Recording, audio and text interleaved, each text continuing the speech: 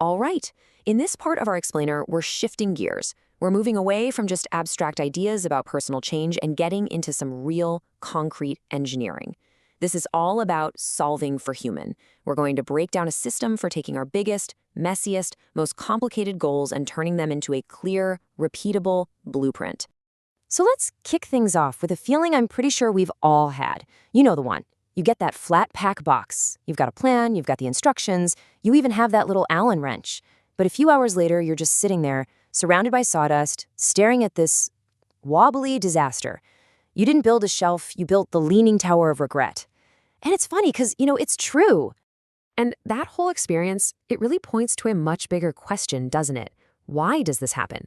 Why do our absolute best intentions, whether it's building a bookshelf, starting a new habit, or trying to totally change our lives, why do they so often just fall apart the second they hit the real world? That gap, that's what we're going to explore today. The gap between what we want and our ability to actually make it happen.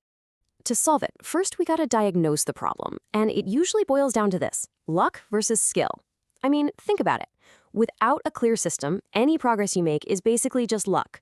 You might have an amazing week, you feel totally on fire, you get so much done, but you can't really explain why. And if you can't explain it, well, there's no way you can repeat it on purpose.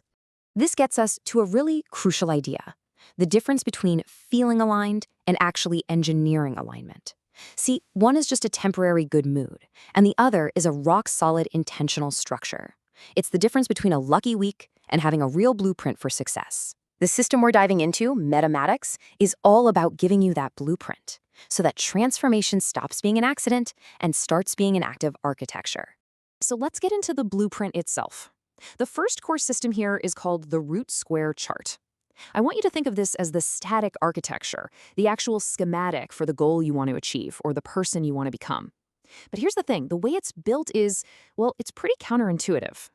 This system works from the outside in. We don't start with that big, shiny goal in the center. Nope. We start way out at the absolute edge, with the smallest possible actions. The entire foundation is built from these 36 tiny units on the very edge, and the system calls them fruits. So what on earth is a fruit? Well, it's the atomic unit of change. It is not some vague goal like be a better communicator. It's a concrete, observable action, like ask clarifying questions. It's something you can literally do today. And that's what makes this whole system feel tangible instead of just, wishful thinking. Okay, now when you consistently practice these little actions, these fruits, something really powerful starts to happen. They begin to combine. 3 different fruits can actually merge together to form a larger unit, which is called a leaf. And that symbol you see, the circle with the plus sign, that means synthesis. This is the key idea. It's not just adding things together, it's about emergence. The combination of these small actions creates a brand new capability that literally wasn't there before. And this new emergent property, that's the leaf. It's a functional state, an actual capability you now have.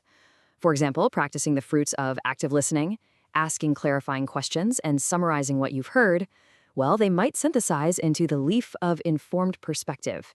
You've literally built a new operational skill from the ground up. And the pattern just keeps going, building upwards. Just like those tiny fruits synthesized into capable leaves, 3 of those fully formed leaves can then come together to create an even larger structure, a branch. You see how we're moving? From micro actions to integrated skills and now to the foundational pillars of our goal. A branch is a fundamental area of capability. For a huge goal, like achieving professional excellence, you might need to build 4 of these cornerstones, maybe something like competence, connectivity, character, and contribution. The key here, and this is so important, is balance. If any one of them is weak, the entire structure gets shaky. And here is where it all comes together. Once all 4 of your branches are developed and stable, they form the final piece of the structure. That central square, the one that's been empty this whole time, it's finally filled. This is the root, the goal itself, finally emerging from the system you've so carefully built to support it. So, the most crucial point, the one thing you have to get, is this. You can't start with the root. The goal doesn't just exist in a vacuum. You don't just decide to be a great leader and then try to work backwards. No. You build the atomic fruits of leadership. You let them synthesize into capabilities. You integrate those into foundational branches, and only then, does the root of great leadership emerge all on its own. Okay, so now we have our architecture, the blueprint. But a blueprint is static, right? It tells us what to build. Now we need the system that tells us how to operate within it. This is called the progression, and it's the dynamic process that brings that whole blueprint to life. At the very heart of the progression is this master formula. I know it looks like something from a high school algebra test, but just stick with me. This is basically the operating code that runs on the hardware of your root square chart. It's a way to think about how you interact with every single variable in your life. To understand this, we only need to focus on one simple idea, the position of 1. In the system, the number 1 always represents you, your personal agency, your power. So your relationship to any variable in your life, let's just call it X for now, depends entirely on where you place that 1. If you put yourself over X, it means I wield X. You're in control. You're the actor. But if you put yourself under X, it means X shapes me. You're yielding to the context, letting it guide you. Let's make this real for a second.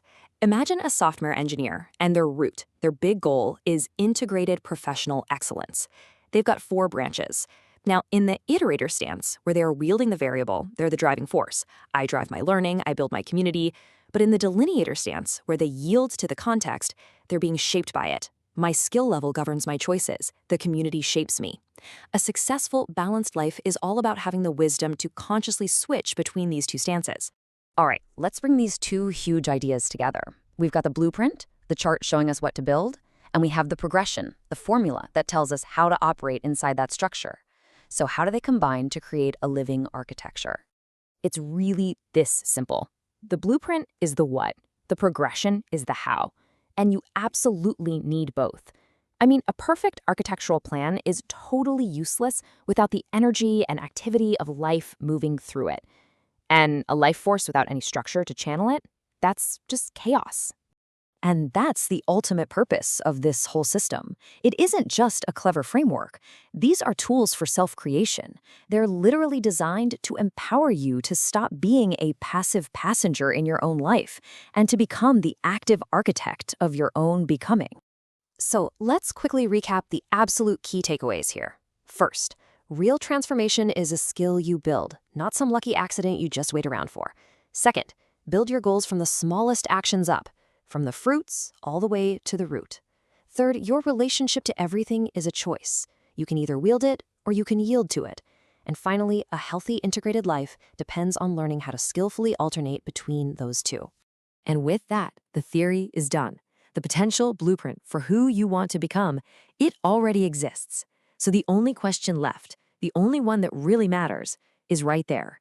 What is the smallest, most atomic, most actionable characteristic, the very first fruit that you will choose to build today?